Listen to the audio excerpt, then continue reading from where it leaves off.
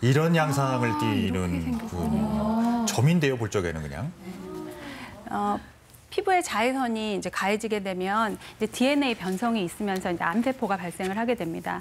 그 이후에 이제 자외선이 계속적으로 지속적으로 노출이 되면 이 암세포에 대해서 반응하는 우리의 면역 반응 또한 저하가 됩니다.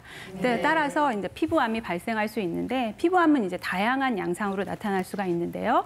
화면을 좀 보시면 첫 번째 사진이 이제 전암 단계, 암이 되기 전 단계입니다. 이럴 때 이제 광선각화증이라고 해서 약간 붉어지고 검은 부분이 조금씩 생기면서 각질이 생기는 단계인데요. 그 다음으로는 기저세포암, 평평세포암, 흑색종이라고 해서 굉장히 명확하게 경계가 명확하면서 염증 반응이 생기고 제일 마지막에 흑색종을 보시면 굉장히 진한 걸 볼 수 있죠. 네. 일반 점으로 보기에는 힘든 상태입니다. 네. 네. 그동안 무엇이든 물어보세요서 뭐 면역력을 높이거나 항암 효과를 보기 위해서는 햇빛을 쬐라 이런 얘기 진짜 많이 했었거든요. 그런데 오늘 이렇게 햇빛을 쬐면 자외선을 쬐면 암이 생긴다고 하니까 정말 헷갈려요. 뭐가 네. 정답인지요. 예, 맞습니다. 자외선이 약인 동시에 독이 될 수 있는 거죠. 네. 저희가 이제 비타민 D, 뭐 항암 비타민, 면역 비타민, 햇빛 쬐야 돼 이제 적당히 이제 만들어지니까 굉장히 중요하다고 많이 얘기했잖아요. 네. 근데 문제는 과유불급이라고 이게 너무 과해지면 독이 되는 거죠. 네. 그래서 이제 그런 일례로 피부암이라든지 이런 게 과해져서 나타나는 대표적인 부작용이 되겠습니다. 네. 그러니까 피부암에 대해서 너무 좀 걱정하실까 봐 그러는데 이제 피부암에 이제 많이 걸리시는 분 직업을 조사한 게 있다면서요? 네, 네. 맞습니다. 실제로 그래서 피부암에 많이 걸리시는 직업군을 조사를 했더니 네. 이제 야외에서 햇볕에 많이 노출되는 직업군들이 가장 흔하게 나타났습니다. 그래서 너무 과해서 독이 되는 대표적인 예라고 볼 수 있겠습니다. 네. 과유불급이란 말씀이 딱 맞네요. 그러니까 모자라거나 지나치면 다 문제가 될 수 있다는 거예요.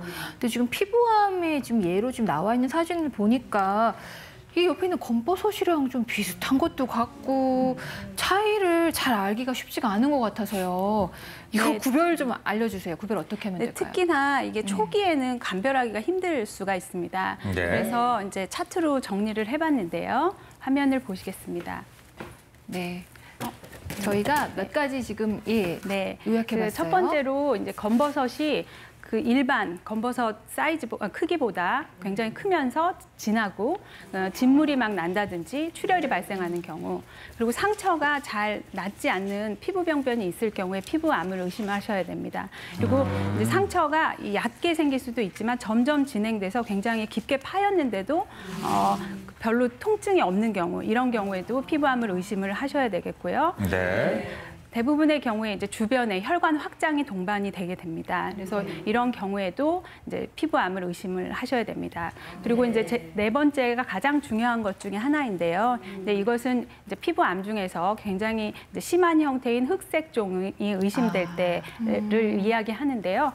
기존의 점에서 이렇게 자세히 보니까 비대칭성으로 점점 커지거나 피부 병변이 자세히 보니 이제 색깔이 갈색, 흰색, 뭐 검은색 다양하게 색조를 보일 때, 그리고 경계가 불규칙하게 점점 확장될 때, 그리고 크기가 보통 이제 6mm 이상으로 커질 경우에는 빨리 피부암을 의심하시고 병원을 찾는 것이 좋겠습니다. 네.